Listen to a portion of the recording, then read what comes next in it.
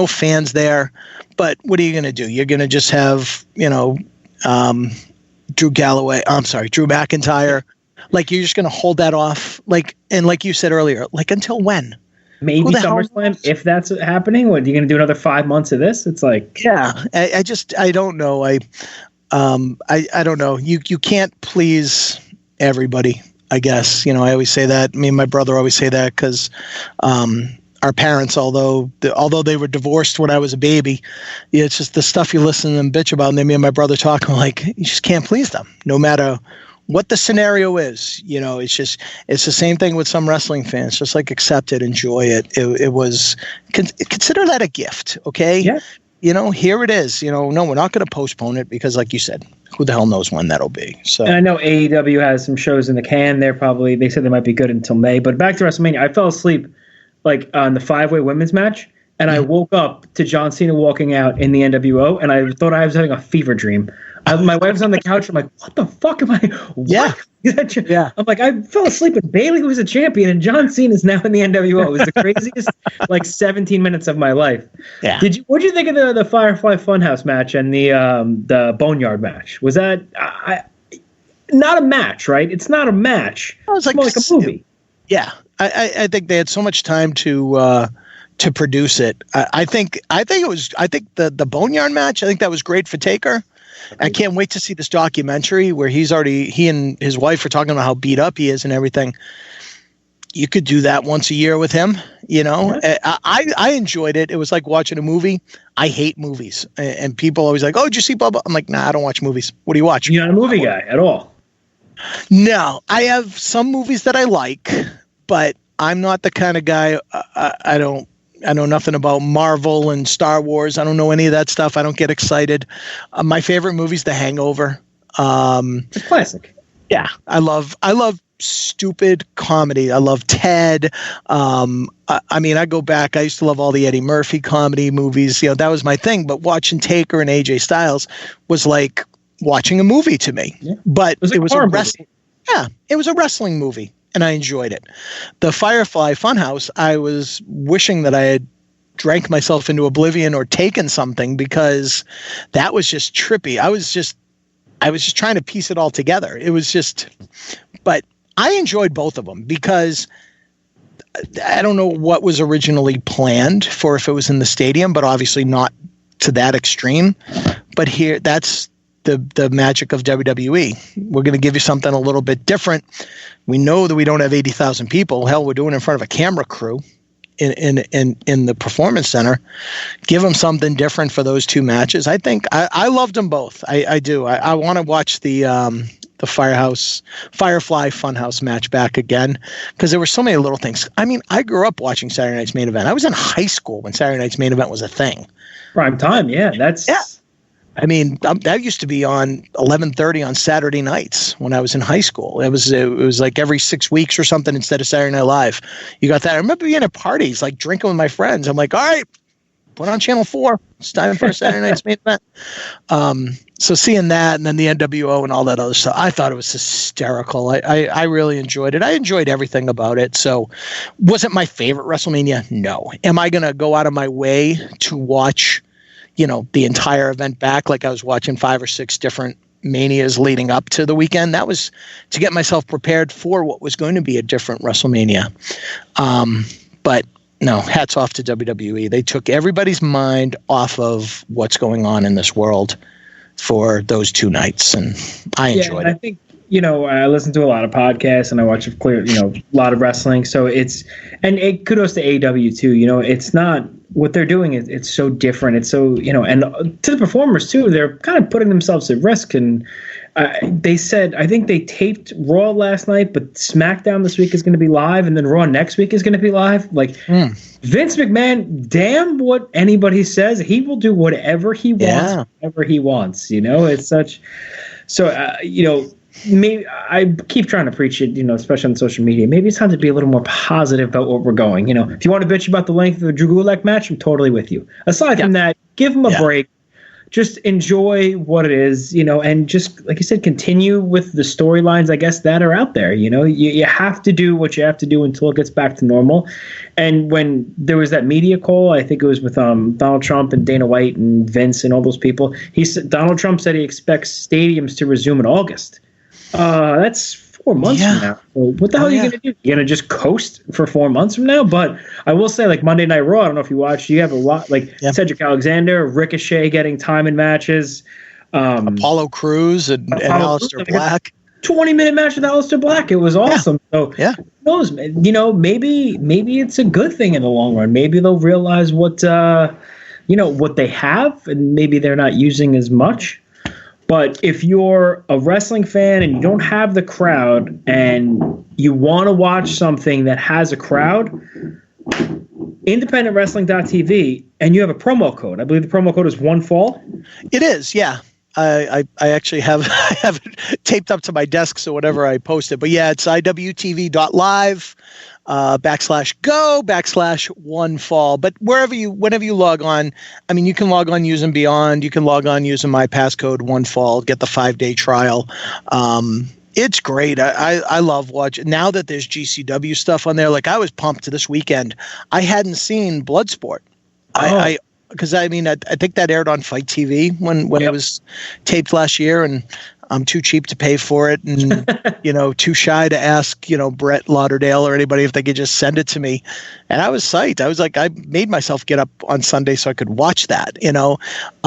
There's a lot of great stuff on there, and there'll be more great stuff. But so many independent promotions out there. Give them a shot. Some of them are questionable. Some of them are great. Some of them I have friends that work there, and I've never got to see like these shows. So it's definitely worth the $9.99 a month. So I really enjoy it. Go back and watch it from the beginning. It'll be new to you, or go back, take the last 2 years and make, what we kind of do. What I do is like every Thursday night I'll watch OTT. I just started watching OTT. So like, while I don't have that, that live wrestling necessarily all the time now, but like, okay, this is still new to me. The same thing to do with, IWTV, and you get 5 days for free with the promo code OneFall. You're not going to regret it. Get the first month, because who knows how long we're going to be doing this. So there's so much good streaming stuff on there. There's like over 100 different organizations. You can literally get lost in there. I went down a rabbit hole once. I was watching like something in Spanish, complete deathmatch craziness from like 1999. I was like, and like 2 hours went by. I'm like, what am I watching? I'm like, I don't know. There's all that old CZW on there, old IWA Mid-South. There's it's crazy. It's just there's so much good stuff on there. A fan had reached out to me and said, okay, I just got my trial. What should I watch? And I said, American Run of 13. And then they came back and said, okay, I just subscribed. That was awesome. What do I watch now? And I had to pull up cagematch.net because it lists, all the independent promotions, the shows in order. I'm like, I couldn't remember what it was called, but it was the next show after American Rana. I said, just binge watch that. It's the same way you watch TV series or stuff on Netflix, just start binge watching, find a promotion you like, go to their oldest one and just start scrolling forward and enjoy it. And it's new to you. It doesn't have to be, doesn't have to be live this week. It's so cool. And your favorite wrestlers of now, you get to see where they came from. You get to see how they started. I think it's such we're very lucky in that aspect. Because if you're a fan of the NFL, you love football. What are you going to do? Right. Like, you can't do something like that. I mean, I guess you could watch the XFL. Well, you could until a couple of weeks. You could have, yeah. But Rich, listen, we can't thank you enough for coming on the show. We appreciate you. Before you let you go, we glossed over it. Are you team Bret Hart or are you team Shawn Michaels? Oh man, you know what? I'm torn because I'm the guy that when people say, don't worry, I'll answer it. Who's your favorite wrestler? I always say all of them because I'm just such a fan, but I am a Bret Hart guy. Yes! I really am. Yeah. Because it's almost like I tell my kids when I'm watching the Patriots, it's like, I stole it from Family Guy, Daddy loves you, but Daddy also loves the Patriots. And in fairness to the Patriots, I've known the Patriots longer. I remember skinny Bret Hart when he first came from his dad's promotion and was on WWF TV when I was in high school. And I got to work. Blue, right? But I'm talking before that, though, with just trunks. like he'd be in a random tag team match, like teaming with like Ivan Putski on Championship Wrestling in just like a squash match. It's like same thing when the British Bulldogs, like they were just Davey Boy Smith, the Dynamite Kid before they were even the Bulldogs. When they were taping All-Star Wrestling, now I'm really dating myself, but they used to tape All-Star Wrestling up in Kirchner, Ontario, Canada. When they took it out of Hamburg and Allentown, PA, that's where they used to tape their syndicated Saturday morning shows.